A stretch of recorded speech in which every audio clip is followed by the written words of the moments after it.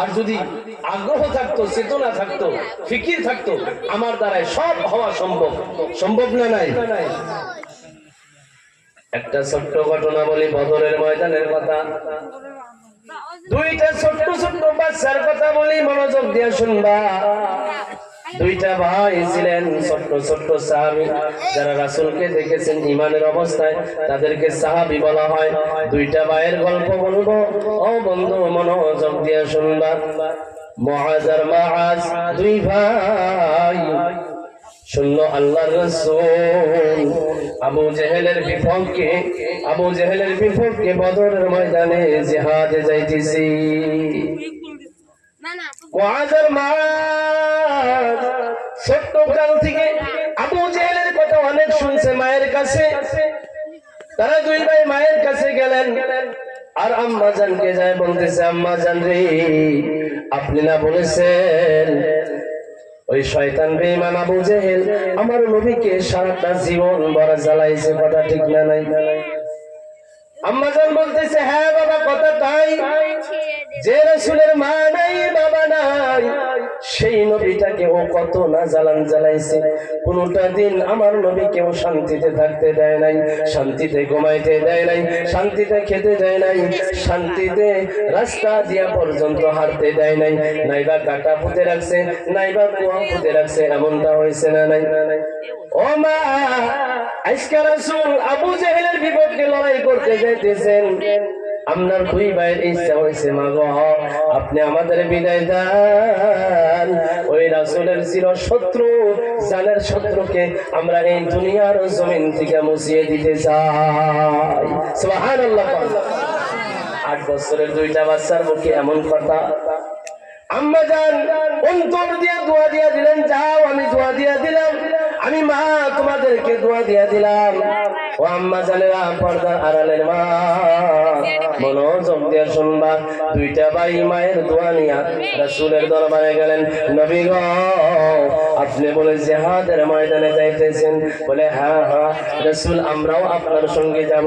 না বাবা না, তোমরা যেতে পারবা না, তোমরা ছোট মানুষ, তোমরা তরবারি থেকেও নিছো, তোমাদের দ্বারাই কোনো কাজ হবে না। না নবী না, আমাদেরকে নিয়ে যেতে হবে। রাসূল না বলে, ছোট বলে, তাই তারা পুরো আঙ্গুলের উপরে উঁচা হয়ে বলে, ইয়া রাসূলুল্লাহ, দেখেন আমরা অনেক উঁচু হয়ে গেছি, আমরা অনেক বড় হয়ে গেছি। সুবহানাল্লাহ বলো। বন্ধুগণ, বাচ্চা দুটা জানে জিহাদের ময়দানে গেলে কাফেরদের তরবারিতে তাদের জীবন যেতে পারে, জানে না নাই? এটা জানার পরে রাসূলের সঙ্গে তারা জিহাদে যাইতে পাগল। নবীজি বললেন, হ্যাঁ বাবা ঠিকই আছে, তবে একটা শর্ত। বলে, কি শর্ত?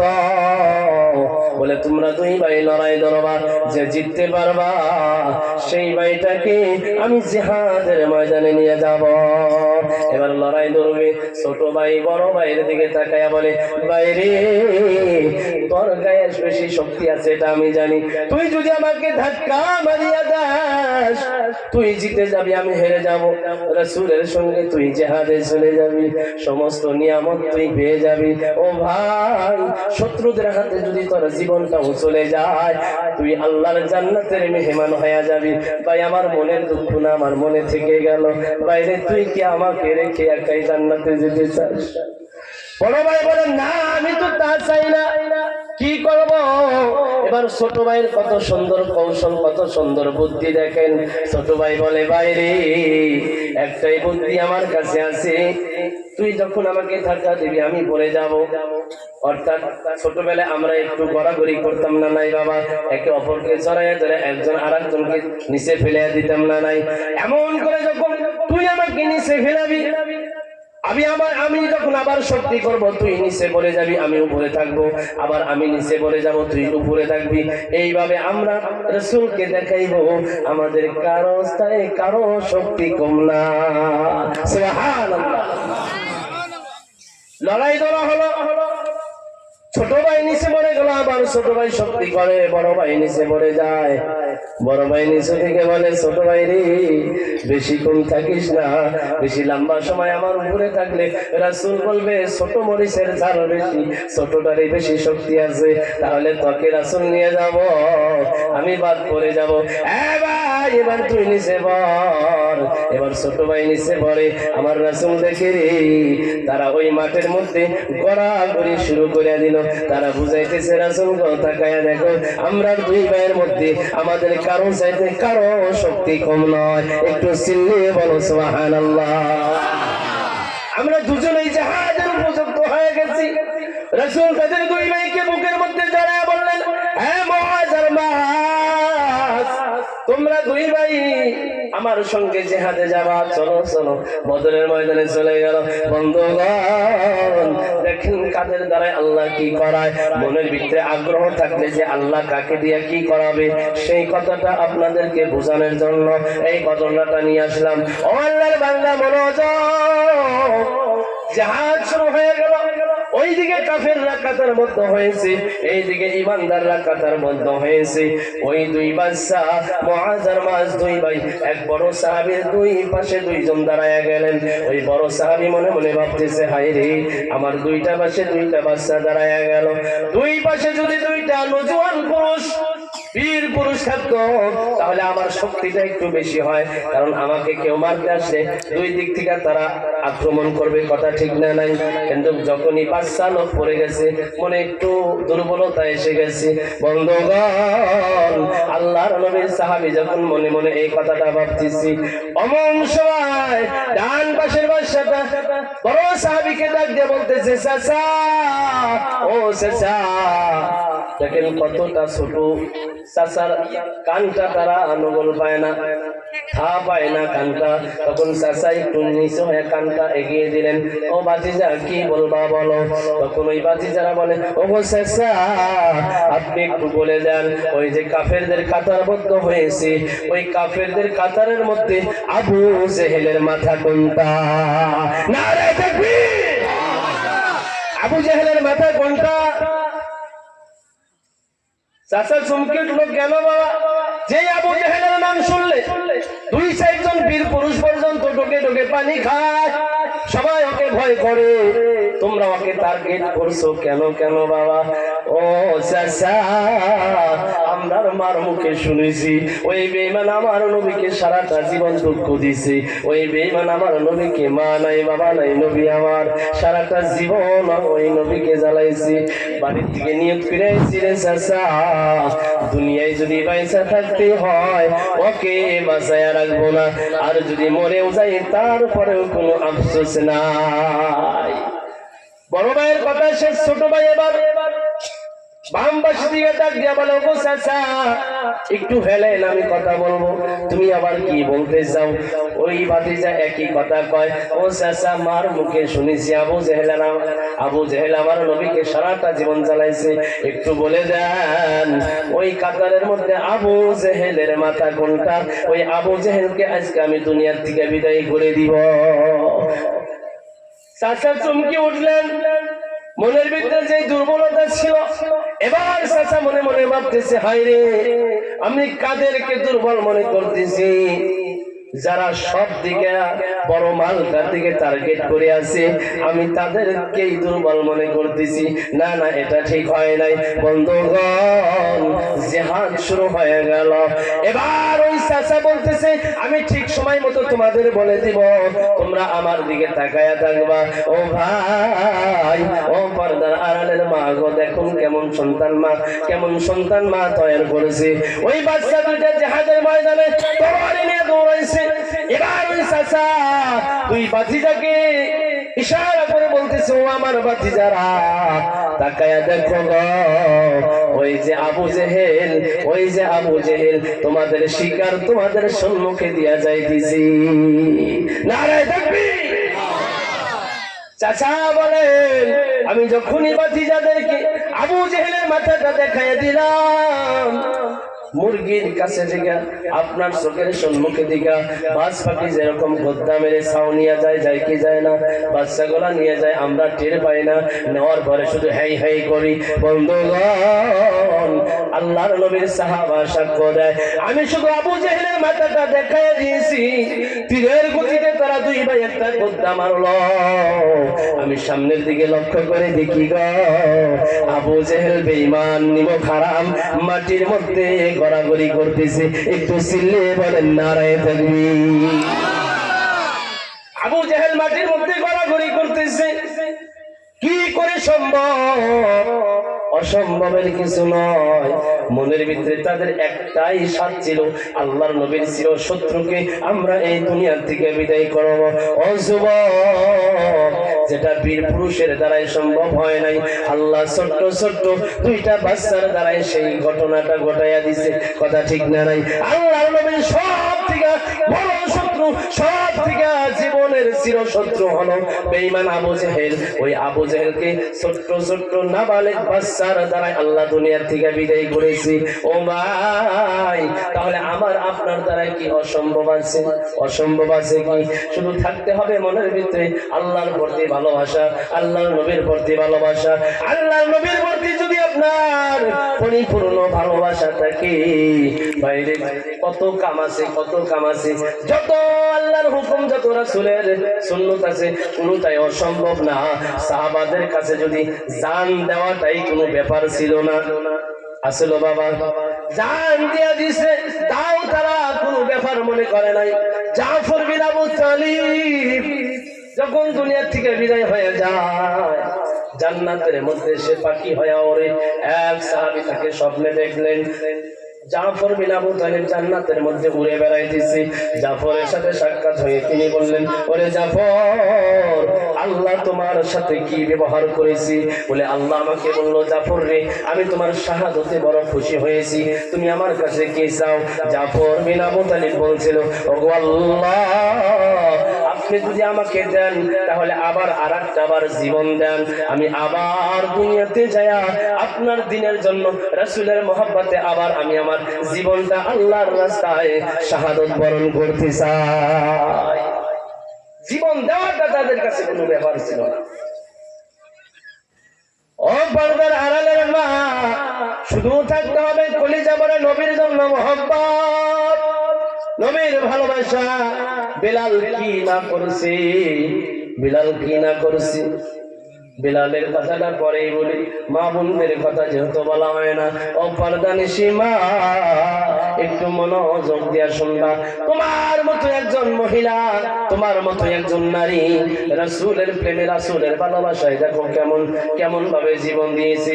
আজকে 5 ওয়াক্ত নামাজ তোমাদের দ্বারাই হয় না, রোজা আসলে তোমাদের অনেক অসুবিধা, পর্দা করতে চাও না, স্বামীর দাবিদারি করতে চাও না, আল্লাহর হুকুম আল্লাহর বিধান মতো তোমরা চলতে চাও না।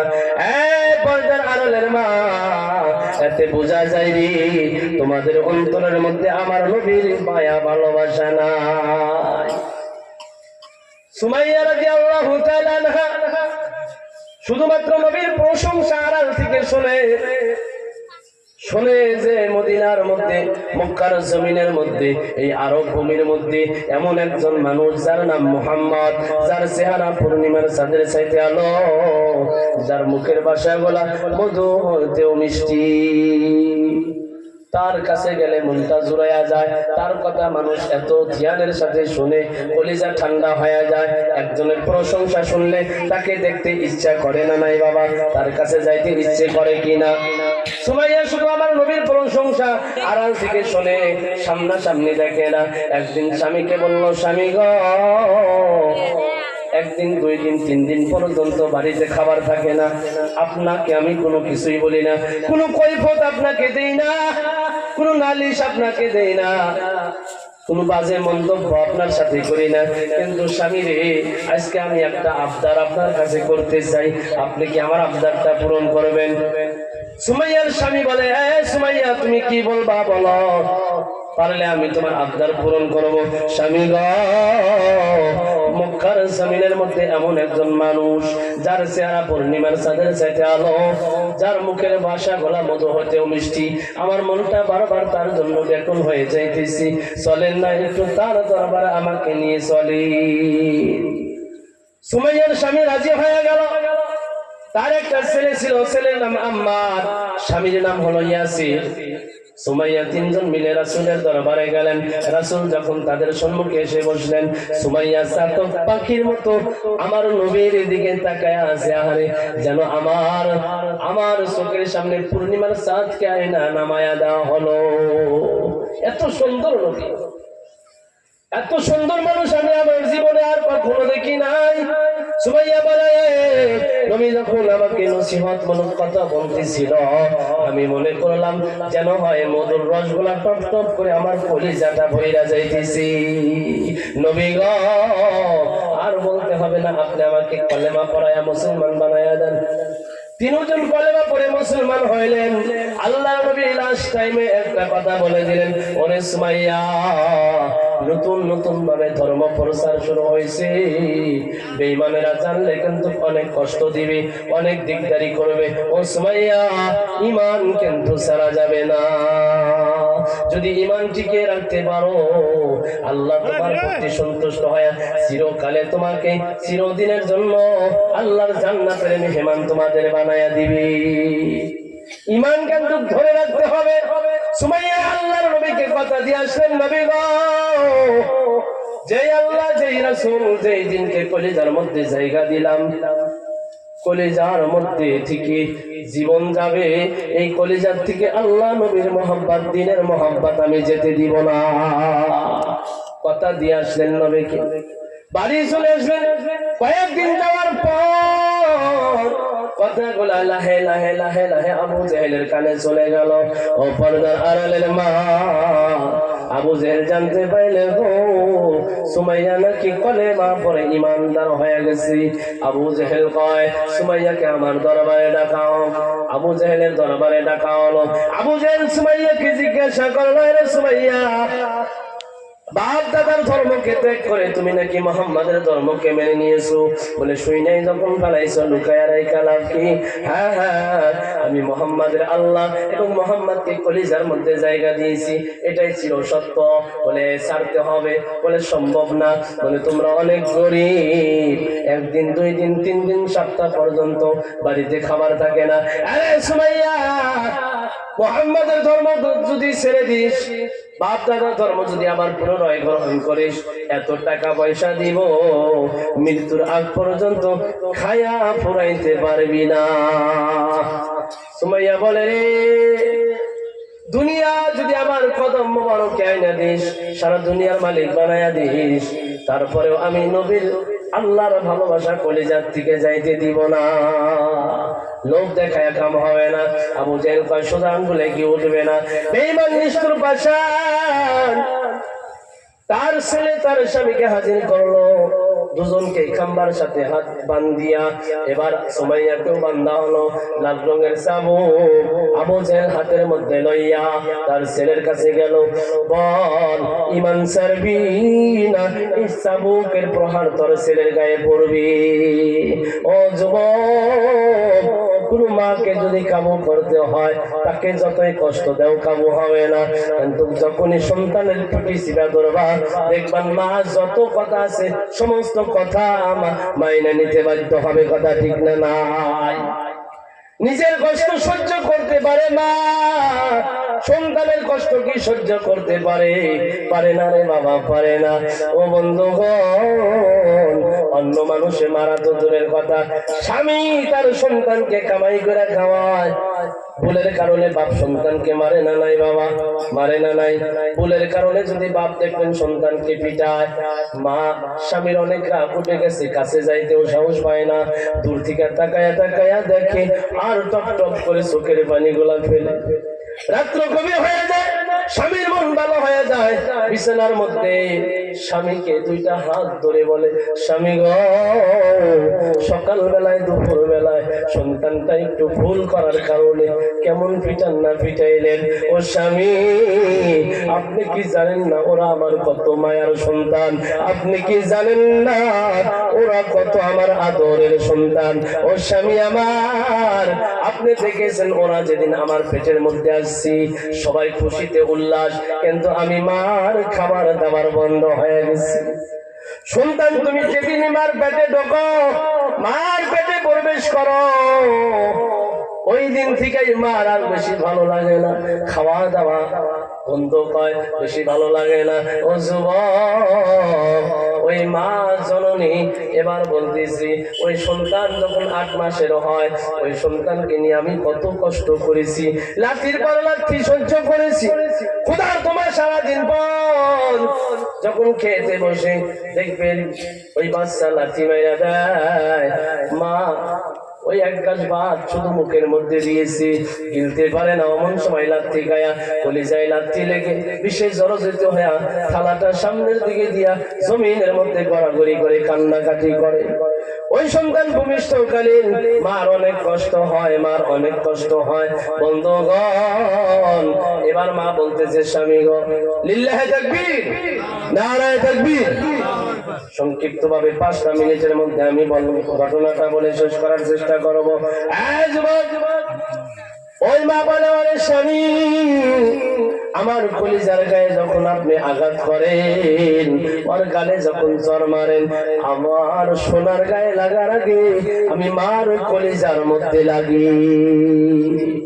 মা সন্তানকে এত ভালোবাসে। বন্ধুগণ, এবার সুমাইয়ার চোখের সামনে সন্তানকে মারবে, মা কি সহ্য করতে পারবে? এবার এমন মায়ের মারলো, সন্তান শুধু মায়ের মুখের দিকে তাকায় থাকে, মা গো, সহ্য করতে পারি না। এবার মা চোখের ইশারায় সন্তানকে বোঝায়, সন্তান রে, আবু জেলের হাতে যদি জীবনও চলে যায়, ঈমান কিন্তু দেওয়া যাবে না।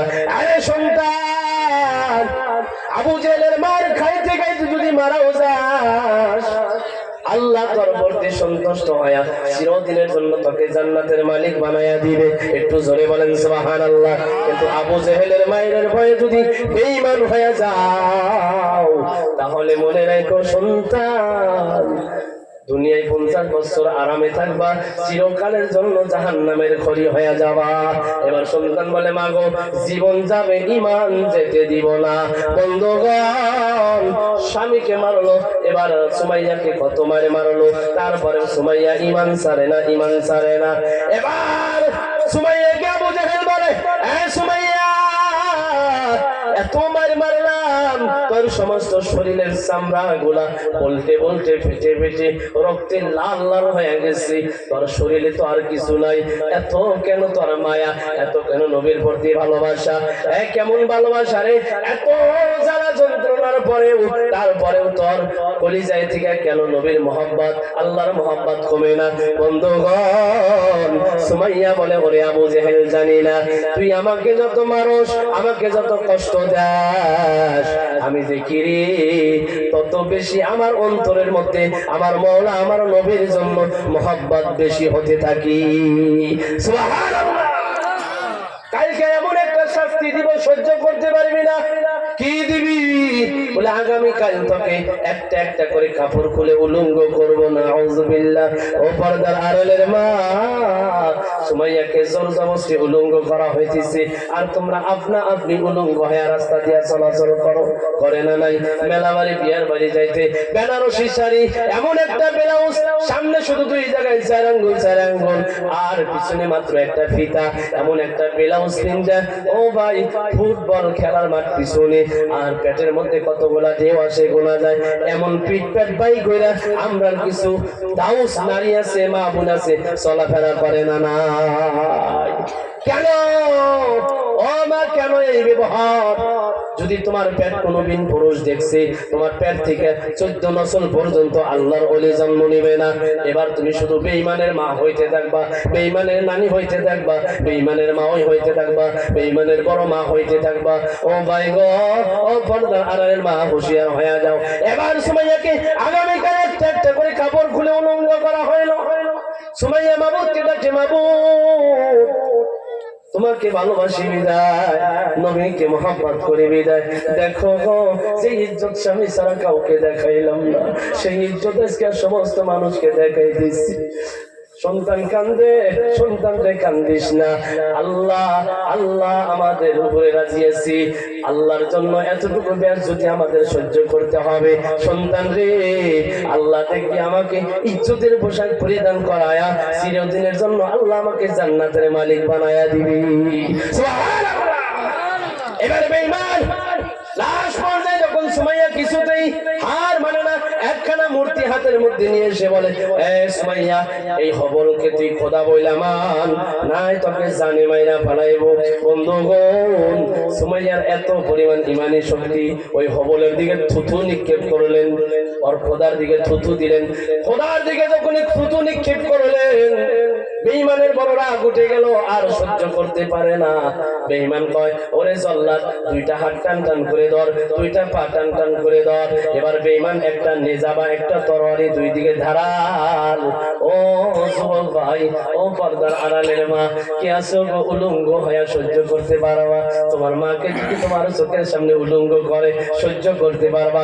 উলঙ্গ তো দূরের কথা, তোমার মাকে যদি কেউ কটু বাক্য ব্যবহার করে, তোমার রক্ত শরীরে যদি থাকে, তুমি ওই বেটাকে কি ছাড়বা বাবা?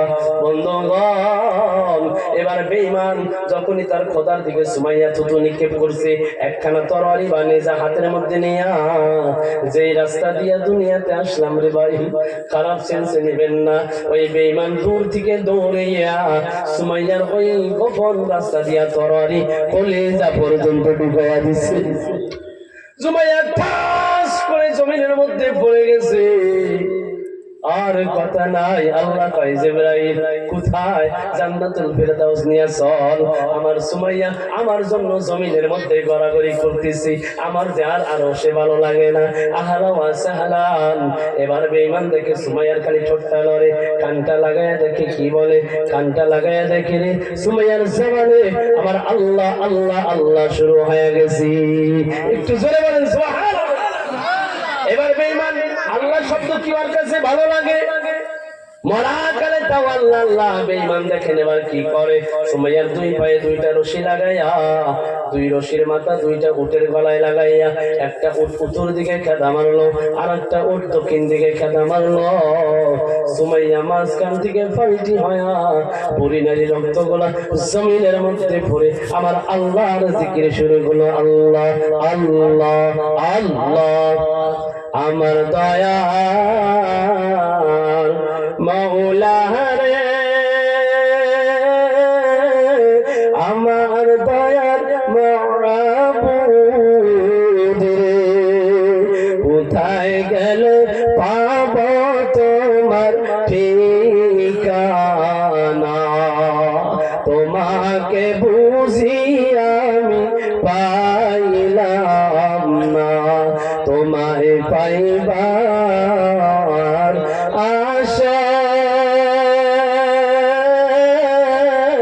করি আমি তেজ বিদেশে, জান্নাতের ময়দানে করলাম বিছানা, জান্নাতের বাগানে করলাম ঠিকানা, তোমায় পাইবার উসিলাতে হাত দিলাম আমি পীরের হাতে, পার পাব কি জানতে মনের বাসনা, তোমাকে বুঝি আমি পাইলাম না, আমার দয়ার মাওলা রে, আমার দয়ার মাশউক রে, তোমাকে বুঝি আমি পাইলাম না। এই ঘটনা ঘটনা যখন সুমাইয়ার সাথে ঘটে যায়, রাসূলের কাছে যখন খবর পৌঁছে যায়, রাসূল আসমানের দিকে তাকায়া বলে, ওগো আল্লাহ, এই অবস্থা যদি হয় তাহলে কে আমার ধর্ম গ্রহণ করবে, কে আমার পক্ষে আসবে? তখন আল্লাহ রাব্বুল আলামিন একটা আয়াতের টুকরা রাসূলের কাছে নাজিল করলেন, আম হাসিবতুম আন তাদখুলুল জান্নাহ, হে রাসূল, क्या आप गुमान करते हैं जन्नत ऐसे मिल जाएगा? जन्नत क्या बाप दादा का संपत्ति है? जन्नत क्या उसका कमाया हुआ संपत्ति है? जन्नत क्या पैसा से खरीदा हुआ संपत्ति है? नहीं नहीं नहीं, कभी नहीं। अगर जन्नत में जाना है तो कुर्बानी होकर जाना है, कुछ देकर कुछ पाना है। भाई যদি জান্নাত পেতে চাও, কিছু আল্লাহকে দিয়া, টাকা পয়সা নয়, এমন কিছু আল্লাহকে দিয়া তারপরে জান্নাত নিতে হবে। অন্যথায় জান্নাতের আশা করে আর বসে থেকো না। আল্লাহ পাক আমাদের প্রত্যেকটা কথার উপরে আমল করে ইহকাল ও পরকালের সমস্ত কল্যাণ নসিব করুক। হুজুরকে কিছু সময় বসে রাখার জন্য আমার বেদবি ক্ষমা চাই। আমি আমার স্পন্তিক বক্তব্য এদি করছি। আখির দাওয়ানা আলহামদুলিল্লাহি রাব্বিল আলামিন।